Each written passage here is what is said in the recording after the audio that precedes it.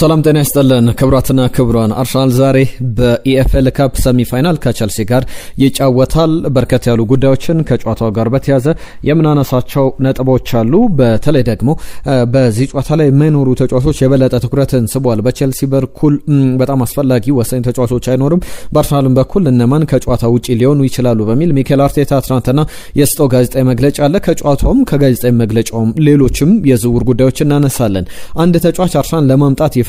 ይህንን ተጫዋች ደግሞ ለማስፈረም የመጀመሪያ ጥያቄ ከክለቡ ጋር ንግግር ጀምሯል። የክለቡ አሰልጣኝ በዚህ ጉዳይ ላይ ምላሽ ሰጥቷል። እንነግራችኋለን። በዝርዝር የምንመለከተው ጉዳይ ነው። ስለ ቤን ዋይት፣ ስለ ሉዊስ ስኬሊ፣ ስለ ዳረን ቤንት፣ ስለ አርሰናል አጠቃላይ የቡድን ጉዞም፣ ስለ ካቨርስ እና የ9 ቁጥር ሚና የ9 ቁጥር ተጫዋቾች ሚናም የበለጠ እናነሳለን። ለቸልሲ ለአርሰናል በጣም ወሳኝ ጨዋታ ነው። በተለይ አርሰናል በዋንጫ ፉክክሩ ላይ ትናንትና ማንቸስተር ሲቲ ያሸንፏልና በዋንጫ ፉክክሩ ላይም የኤፍኤል ካፕ ወይ የካራባኦ ካፕ ሰሚ ፋይናል ጨዋታዎች በጣም አስፈላጊ ናቸው ሲል ነበር አሰልጣኝ ፔፕ ጋርዲዮላና ለሚኬል አርቴታ የሚያነሳቸው ጉዳዮች ካሉ በዝርዝር እንመለከተዋለን። በዚህ በጨዋታው ሂደት ምን ይጠበቃል በእያንዳንዱ ጉዞ ላይ እንግዲህ ኦፕታ ሱፐር ኮምፒውተሮችም እንዲሁ የሚያነሷቸው የሚያስቀምጧቸው ነገሮች አሉና ከአርሰናል ጋር በተያዘ ደግሞ በአጠቃላይ በቅርብ ጊዜያት ላይ የተመዘገቡ ያሉ አንዳንድ ነገሮችን እንመለከታለን። ለምሳሌ አርሰን ቬንገር ከለቀቁ በኋላ አርሰናል 49 ተጫዋቾችን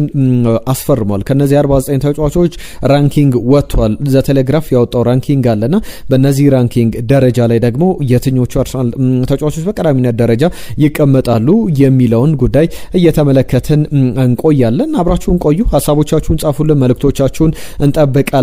የነን ቻናል ኢትዮ አርሰናል ቻናልን ሰብስክራይብ አድርጉ፣ ቤተሰብነታችሁን አሳዩን። በየዕለቱ አዳዲስ ጉዳዮችን ያልተሰሙ አርሰናልን የተመለከቱ ጉዳዮችን ብቻ እያነሳን እንቆያለንና የእናንተን ተሳትፎ የእናንተ መልእክቶች እንጠብቃለን። ትናንትናም በሰራነው ቪዲዮ ላይ በርከት ያሉ አድማጮች መልእክታችሁን ልካችሁልናል፣ ግምቶች መተውልናል። አንዳንዶቹን ስሞች ላንሳላችሁ።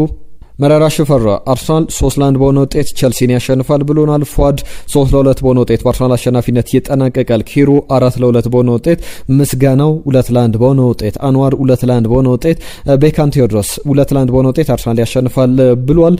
ወንድሙ ወንዴ ደግሞ የማል ክፍሉና የክንፍ መስመር ተጫዋች ዮኬሬሽን ማየት ኳስ ማቀበል አለባቸው፣ የጎል ቁጥራቸውን ማሻሻል የምንችለው በዚህ አይነት መንገድ ነው ብሏል። የነገው ጨዋታ አርሰናል ክለባችን 2-1 በሆነ ውጤት 2-0 በሆነ ውጤት ያሸንፋል። ድልና ድምቀት ለታላቁ ክለባችን ብሎናል ወንድሙ ወንዴ። ከልብ እናመሰግናለን። ጥጋቡ 2-2 በሆነ ውጤት ጨዋታው ይጠናቀቃል ብሎናል። አየነው ሙሉ አለም እንዴት ናቸው? አርቴታና ቤርታ በዝውውሩ አንድ ሀሳብ አንድ አይነት አመለካከት ያላቸው አይመስለኝም ብሏል። ትልቁ ክፍተታቸው ግራ ክንፍና የ9 ቁጥር አጥቂ መሆኑን ትኩረት የሰጡት አልመሰለኝም። በተረፈ አርሰናል ቸልሲን 3-2 ያሸንፋል። ትልቁ የአርሰናል ችግር ግን ዳኞች ናቸው ብሎናል የዘወትር አድማጫችን አየነው ሙሉ አለም። ከልብ እናመሰግናለን። ሙኬም መልእክቱን ልኮልናል። አህመድ 2-0 በሆነ ውጤት ብሎ ግምቱን ልኮልናል። ሙልጌታ ያለው ከሳውዲ አረቢያ እውነት ለመናገር ሳካም ሆነ ኦዴጋርድ ጄሱስን ሆነ ሃቨርስን በሚፈልጉበት መንገድ ዮኬሬሽን ቢፈልጉት ይህንን ምን ያክል ጎል ባስቆጠረ ነበር። ችግሩ ከአሰልጣኙን ከተጫዋቹ አልገባኝም። ምንም ለነሱ ምቹ የሆነ ኳስ እየሰጡት አይደለም። ይልቁንም እሱ ለነሱ አሪፍ የሚባል ነገር ነጻነት ሰጥቷቸዋል ብለዋል። በዚህ ላይ ምን ሀሳብ አለ ብሎኛል። በትክክልም የቪክተር ዮኬሬሽ ጉዳዮች ላይ የሚነሱ ጥያቄዎች አሉ። በተጫዋቹ ላይ አንዳንድ ለምሳሌ ብዙ ጊዜ ቡካዮ ሳካ ልብ ብላችሁ ከተመለከታችሁ ወደ መሀል ኳስ ይዘው በሚገቡበት ጊዜ ወደ ውጪ ነው ማውጣት የሚወዱትና ቪክተር ዮኬሬሽ ደግሞ የሚጠብቀው ፋር ፖስት ላይ ነውና እንቅስቃሴዎቹ ሙቭመንቱን መቀየር አለበት። ያ ደግሞ ትልቅ የአሰልጣኝ ስራ ነው። ሚኬል አርቴታ ምቹ ሁኔታዎችን መፍጠር አለበት። በእርግጥ ሚኬል አርቴታ ምናልባት ሌሎች ተከላካዮችን 5-4 ተከላካዮችን ይዞ ሙቭመንቱን ተከትለው እነሱን በሚከተሉ ጊዜ የሚፈጥሩ ክፍተቶችን ወዶ ፈልጎ ሊሆን ይችላል ብለን እናስባለን። መዝገቡ 2-1 በሆነ ውጤት አርሰናል ያሸንፋል ብሎናል ታደሰ ማና። የከልብ እናመሰግናለን።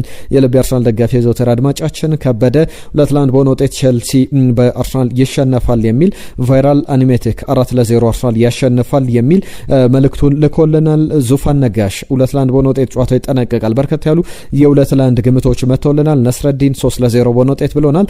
መልካሙ አርሰናል 2-0 ያሸንፋል። ምክሬ ሽፈራው 3-0 በሆነ ውጤት በአርሰናል አሸናፊነት ይጠናቀቃል ብሎናል። አብዱራህማን ሰላም አርሰናል በአሁኑ ጊዜ የተሟላ ስኳድ አለው። ወሳኝ ተጫዋቾቹ ከጉዳት ተመልሷል። አርቴታ የፈለገውን እያጣመረ መጫወት ይችላል ብሎናል። ስለዚህ አርሰናል 3-1 ማሸነፍ ይችላል ሰፊ ግምት አለኝ ብሏል። 2-1 በሆነ ውጤት 3-1 ያለን ደግሞ ሙልጌታ ያለው ነው። ፓማ ባሂ ለምትጽፍልን ለዘውተር ተሳትፎ ከልብ እናመሰግናለን። ሁላችሁንም ከልብ እናመሰግናለን። ጨዋታውን በተመለከተ አንዳንድ ጉዳዮች እናንሳ። ምሽት 5 ሰዓት ላይ ይደረጋል በስታንፈርድ ብሪጅ። አርሰናል ባለፉት 7 ጨዋታዎች በስታንፈርድ ብሪጅ አልተሸነፈም። ከኢንቪዚብል ቡድን በኋላ የነ ቲየሪ ኦንሪ የነ ዴኒስ ቤርካምፕ የነ ፓትሪክ ቪዬራ የኢንቪዚብል ቡድን በኋላ አርሰናል ረጅም ጊዜ በስታንፈርድ ብሪጅ የማሸነፍም ሳይሸነፍም የተጓዘበትን ክብረ ወሰኖች የያዘው በዚህ ወቅት ነው። ትናንትና አንስቼላችኋለሁ 2013 እስከ 2017 የቸልሲ ፍጹም የበላይነት ነበር። በአርሰን ቬንገር የመጨረሻ ዓመታት ላይ ቸልሲ በጆዜ ሞሪኒዮ በካርሎ አንቸሎቲ ዘመን የበለጠ በጣም ስኬታማ ሆኖ ተመልክተናል። በጣም ጥሩ ውጤትን ያስመዘግብ ነበረ ዳግም ጆዜ በተመለሱበት ጊዜ ማለት ነው። ከዛ በኋላ ግን የሚኬል አርቴታ መምጣት በአርሰናል ቤት ብዙ ነገሮችን እንደቀየረ መታዘብም ያንን በትክክል መናገር ይቻላልና ሚኬል አርቴታ ከለወጣቸው ነገሮች መካከል ከትልቅ ክለቦች ጋር ያሉ ሂደቶችን በደንብ አሻሽሎ ቀይሮ ተመልክተናል። ሁሉም የአርሰናል የዚህ የተሻሻሉ ነገሮችን በተመለከተ ብዙ ሊለወጡ የሚችሉ ነገሮች እንዳሉ በየጊዜው እየተመለከትን እንገኛለን። አሁን ከዋንጫው በራፍ ላይ ይገኛል። አንደኛው ዋንጫ ደግሞ የካራባኦ ካፕ ነው። በፔፕ ጋርዲዮላ ማሸነፍ ሁሉ ጊዜ ከፍ ያደርገናል። ስለዚህ ካራባኦ ካፕንም ለማሸነፍ ጠንክረን እንጫወታለን ሲል ነበር። ትናንትና ኒውካስል ዩናይትድን ማንቸስተር ሲቲ 2-0 አሸንፏል የፈርስት ሌጉን። ስለዚህ ከኒውካስል ዩናይትድ ጋር የመልሱ ጨዋታ በኤታድ ስቴዲየም የሚደረገውና የበለጠ ማለፍ እድል አለው ማንቸስተር ሲቲ። አርሰናልም ደግሞ ያን ማንቸስተር ሲቲ ያደረገውን ነገር በስታንፈርድ ብሪጅ ዛሬ ማድረግ ይጠበቅበታል። እድሉን አስፍቶ ወደ ኤምሬትስ ጨዋታውን ማምጣት። በኤምሬትስ ዘንድሮ አልተሸነፈም። በሁለት ጨዋታዎች ብቻ ያቸው ውጤት የተመዘገበባቸው መርሃ ግብሮች ይጠቀሳሉ። ከዛ ውጪ ግን ፍጹም የበላይ ነው። ፍጹም የሚገርም ብቃትን ያሳየበት ነው የዘንድሮ የኤምሬትስ ጨዋታዎች በሙሉ። ስለዚህ ያንን ለመቀየር ደግሞ በሚኬል አርቴታ ቡድን ውስጥ ዛሬ በጣም ወሳኝ ነጥብ ማስመዝገብ ይኖርባቸዋል። ከተጫዋቾች ጉዳት ጋር በተያያዘ የሚነሱ ጉዳዮች አሉ። የሞይሴስ ካይሴዶ አለመኖር በጣም ይጠበቅ ነበረ። ብዙ ሲነሳ ነበረ። ባለፈው አርሰናል ከቼልሲ በስታንፈርድ ብሪጅ 1-1 በተለያዩበት ጨዋታ በቀይ ካርድ ወጥቶ ነበር። ፈርስት ሃፍ ላይ አርሰናል የሱን ቀይ ካርድ መውጣት ብዙ አልተጠቀመበትም።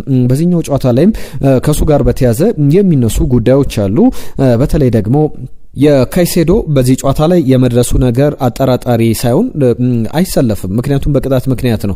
የዛኔ ባየው የቀይ ካርድ ምክንያት ግን አይደለም። ምክንያቱም በቅርብ ጨዋታዎች ላይ ብዙ የቢጫ ካርዶችን ዘንድሮ ከተመለከቱ ተጫዋቾች መካከል አንደኛው ነውና ተደጋጋሚ የቢጫ ካርዶች ምክንያት የዚህ የካራባኦ ካፕ የአርሰናል የመጀመሪያ የፈርስት ሌግ ጨዋታ ያመልጠዋል ሞይሴስ ካይሴዶ። እሱ ብቻ አይደለም፣ ሌሎችም ተጫዋቾች አሉ። እነማን ያመልጣቸዋል ስንል በቼልሲ በኩል ኮል ፓልመር በጉዳት ምክንያት ላይኖር ይችላል። ሪስ እንዲሁም ደግሞ ማሎ ጉስቶ ለሰሚ ፋይናል ሊያልፋቸው የአርሰናል ጨዋታ ሊያልፋቸው የሚችሉ ተጫዋቾች ናቸው። መጠነኛ ጉዳቶች ምቾት እንዳልተሰማቸው የሚያሳዩ መረጃዎች አሉ። ነገር ግን ሊደርሱ የሚችሉበትም እድል አለ። ነገር ግን አብዛኛው እድል ኮል ፓልመር፣ ሪስ ጀምስ እንዲሁም ደግሞ ማሎ ጉስቶ ከጨዋታው ውጪ የሚሆኑበት እድል እንደሚኖር እየተነገረ ይገኛል። እዚህ ጋር ሌሎች የአርሰናል ጉዳቶችን ከማንሳቴ በፊት ቅድም መግቢያ ላይ ሳነሳ ነበረ በአርሰናል ቤት 49 ዝውውሮችን ከአርሰን ቬንገር በኋላ ተመልክተናል። አርሰን ቬንገር እንግዲህ ቡድኑን ከለቀቁ በኋላ በእነዚህ 49 ዝውውሮች መካከል እስቲ የእናንተን ስም ዝርዝሮች አስቀምጡልን። ምርጥ ፈራሚ የምትሉት ከዳቪድ ሉዊዝ ጀምሮ የእናንተን ስሞች። ራሂም ስተርሊንግም በዚህ ዝርዝር ውስጥ ይካተታል።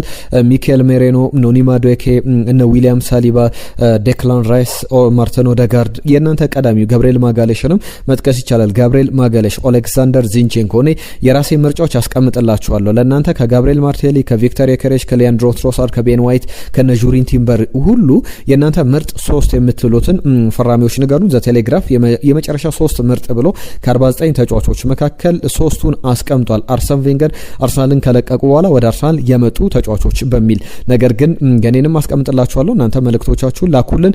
በዚህ ወደ ሌሎች ጉዳዮች ስናልፍ ከአርሰናል ጋር በተያያዘ በጉዳት ሪካርዶ ካላፊዮሪ፣ ፒየሮ ኢንካፒ በጉዳት ምክንያት አይኖርም። ክርስቲያን ሞይስኬራ ኖርድ የዚህ የክርስቲያን ሞይስኬራ ብቻ አይደለም የማክስ ዳውማንም ጉዳት በጣም የሚያሳስብ ነው። አሁንም እንዳልተ እንደተመለሰ ይታያል። በዚህ ጨዋታ ላይ አይኖርም። ነገር ግን በአርሰናል በኩል ዊሊያም ሳሊባና ሊያንድሮ ትሮሳርን በተመለከተ ባለፈው ጨዋታ ላይ እንደሚታወሰው የፖርትስመዝን በፍራተን ፓርክ አርሰናል ሲገጥም አልተሰለፉም። ያልተሰለፉት ብዙ ዘገባዎች የጉዳት አይደለም በሚል ሲያነሱ ነበር። ሚኬል አርቴታ ግን መጠነኛ ግጭቶች ነበረባቸው ዊሊያም ሳሊባም ሊያንድሮ ትሮሳርም። ስለዚህ በዛ የፖርትስመዝ ጨዋታ ላይ እንዲያርፉ የተደረገው ለዛ ነው በሚል መግለጫው ላይ ማብራሪያ ሰጥቶበት ነበረና አሁን ግን ሁለቱም ተጫዋቾች አለመኖራቸውን ተከትሎ እነማን ይተካቸዋል፣ በአሰላለፍ ደረጃ እነማን ሊሰለፉ ይችላሉ የሚለው ጉዳይ ይጠበቃል። ትናንትና ሚኬል አርቴታ ጋዜጣዊ መግለጫው ላይ ያስቀመጣቸው ያብራራቸው ጉዳዮች ናቸውና እነሱን ላንሳላችሁ። በእነሱ ቦታ ለምሳሌ ጆሬን ቲምበር ወደ መሀል ስፍራ ተከላካይነት ይመጣል። ቤን ዋይት በቀይ መስመር ቦታ ላይ፣ ጋብሪኤል ማጋሌሽ በቦታው ይሰለፋል። ጆሬን ቲምበር ከጋብሪኤል ማጋሌሽ ጋር እንዲሁም ደግሞ ሉዊስ ስኬሊ ያንን የግራ መስመር ቦታውን የተከላካይ ስፍራ ላይ ይዞ በአማካኝ ስፍራ ላይ ደግሞ ዴክላን ራይስ፣ ማርቲን ኦዴጋርድ፣ ማርቲን ዙሜሊ ጠንካራውን ስብስብ አርሰናል ይዞ ይገባል ተብሎ ይጠበቃል። ኤበሬቼዜ ወደ ተቀያሪ ወንበር ላይ ሊወርድ የሚችል ተጫዋች ነው። አጥቂ ስፍራ ላይ ዮኬሬሽ እንዲሁም ማርትሬሊ እና ቡካዮ ሳካ ይሰለፋሉ ተብሎ ይጠበቃል። የአርሰናል ተገማች አሰላለፍ ይህ ነው ብለን እንጠብቃለን። ከዛ ውጭ ግን ሌሎች ጉዳዮችን እናንሳ። አርሰናልን በተመለከተ ሊነሱ የሚችሉ ጉዳዮች አሉ። ከጨዋታዎች ጋር በተያዘ ከቡድኑ እንቅስቃሴ ጋር በተያዘ በየጨዋታው ልናነሳቸው የምንችላቸው ጉዳዮች አሉ። ትናንትና ሚኬል አርቴታ ጋዜጣዊ መግለጫው ላይ ካነሳቸው ጉዳዮች መካከል ከፔር መርሳከር ጋር በተያዘ ባለፉት 15 ዓመታት በጋራ ሰርተናል ብለዋል። በእርግጥም 2026 ላይ እንገኛለን። ሚኬል አርቴታም ፔር መርሳከርም ወደ አርሰናል የመጡት በአንድ ተመሳሳይ ቀን ላይ እንደነበር ይታወቃል። ባለፉት 15 ዓመታት ከ2011 ጀምሮ በተጫዋችነትም በቡድን አጋርነት እንደ ፍሬንድ እንደ ጓደኛ ከዛ በተጨማሪ የቡድኑ ካፒቴንም ነበሩ። በጋራ የቡድኑ የአርሰናል ዋና አምበሎች መካከል ስማቸው ይጠቀስ ነበረ። ከዛ በኋላ ደግሞ በኃላፊነት ደረጃ ሚኬል አርቴታ አሰልጣኝ ሆኖ ፔር መርሳከር ደግሞ በሚገርም ኃላፊነት የአካዳሚ ውጤቶችን እየተከታተለ አካዳሚ ዳይሬክተር ሆኖ እየሰራ ባለበት ወቅትም ላይ በጋራ ለመስራት ታድሏል። 15 ዓመት ማለት በጣም ብዙ ጊዜያትን በጋራ ያሳለፉ ናቸውና ከአርሰናል ጋር በተያዘ ግን የሚነሱ ጉዳዮች አሉ። ለምሳሌ አንዳንድ ባለሙያዎችን የሚተካበት መንገድን እንዴት አያችሁት? እኔ አንዳንድ ትዝብቶችን ላንሳላችሁ። ለምሳሌ የፔር መርሳከር መውጣትን በውድድር ዓመቱ መጨረሻ ላይ ከአርሰናል ጋር እንደሚላይ መረጋገጡ ይታወቃል። ነገር ግን ኤዱ ጋስፐርን በተመለከተ ሊነሱ የሚችሉ ጉዳዮች አሉ። ኤዱ ጋስፐር ሲለቅ አንድሪያ ቤርታ ነበር የተኩትና በኳሊቲ ደረጃ በጣም የተራራቁ አይደሉምና በጣም ኤሊት የሚባል ባለሙያ ለቀቀ፣ ኤሊት የሚባል ባለሙያ መጣ። ካርሎስ ኩዌስታን እንመልከት። የፓርማ አሰልጣኝ ሆኖ ወደ ፓርማ ወደ ጣሊያን ሴሪያ ማምራቱ ይታወቃል። ገና በወጣትነቱ ያንን ትልቅ ኃላፊነት እንዲሰጠው የአርሰናል ቆይታው በጣም ወሳኝነት ነበረው። ካርሎስ ሲወጣ ካርሎስ ኩዌታን አርሰናል ሲለቅ ደግሞ ያመጣው ጋብሪኤል ሄንዜን እንደነበረ ይታወቃል። አሁን ደግሞ ፔር መርሳከር ሲለቅ ማን ይተኳል የሚለው የሚጠበቅ ነው።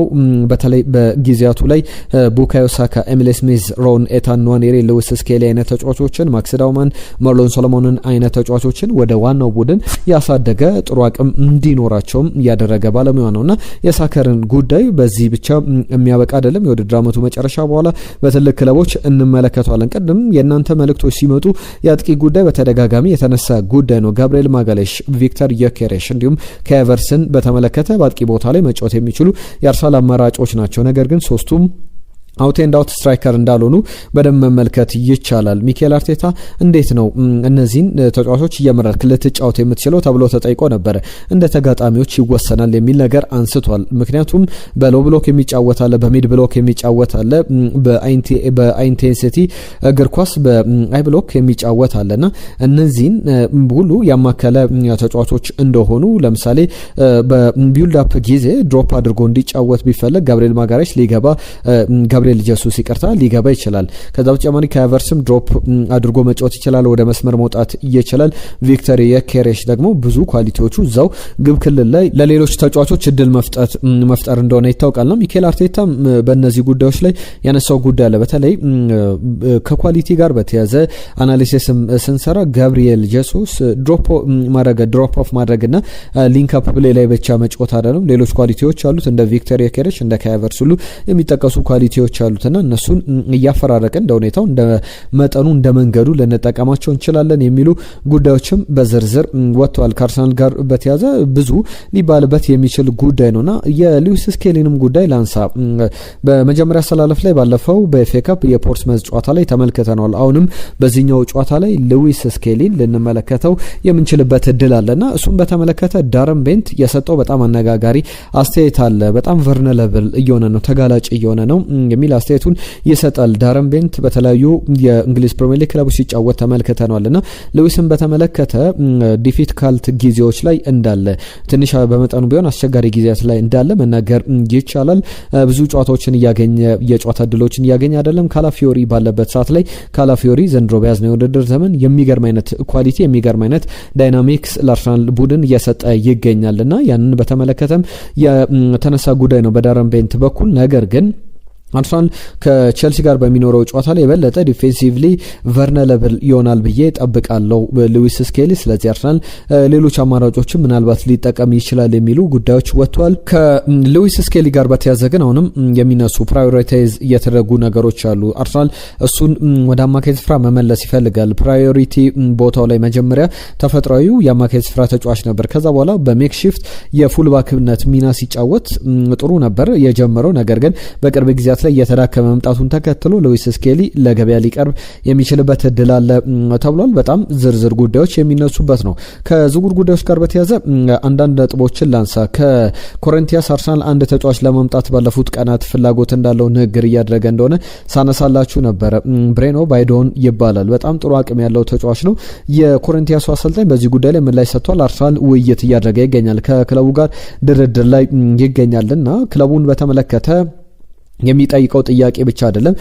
አሰልጣኙ ምንድን ነው ያሉት? በዚህ ወቅት ላይ ተጫዋቼን በጣም አስፈላጊውን ተጫዋች ማጣት አልፈልግም፣ በክለቡ ይቆይ እመርጣለሁ የሚል አስተያየታቸውን ሰጥቷል። አርሰናል ግን ጠንከር ብሎ ንግግሮችን ከኮሪንቲያንስ ጋር እያደረገ ይገኛል። 20 ዓመቱ ላይ ይገኛል። አማካኝ ስፍራ ላይ እየተጫወተ ያለ ተጫዋች ነውና የቀጣይ ጊዜ የአውሮፓ እግር ኳስ መቆጣጠር የሚችል ተጫዋች ነው በሚል እምነት ተጥሎበታል። የቤን ዋይትም ጉዳይ በዚህ ደረጃ ሊነሳ የሚችል ነው። ቤን ዋይትን በተመለከተ በአርሰናል ቤት የነበረውን ቆይታ እያስታወስን ብዙ ማመስገን ያለብን ይመስለናልና ከቤን ዋይት ጋር በተያዘ አሁንም የ2 ዓመት ውል አለው እስከ 2028 ድረስ። ከዛ በኋላ አርሰናል እስከ 2029 ድረስ ውሉን የማራዘም መብት አለውና እነዚህ ጉዳዮች ላይ በተመለከተ ቤን ዋይት ቤን ጃኮብስ የተባለው ጋዜጠኛ ይዞት የወጣው ዘገባ አለ። ኦፖርቹኒቲዎችን በቅርብ መመልከት ይፈልጋል። የተሻለ ጥያቄዎች፣ የተሻለ ድርድሮች ካሉ አርሰናል መልቀቅ ይፈልጋል። አርሰናልም ነገሩ የማይጎዳ ከሆነ ከአርሰናል ቢለያይ የሚጠላው ነገር እንዳልሆነ ከቤን ዋይት ጋር በተያዘ የሚሰማው ጉዳይ ያንን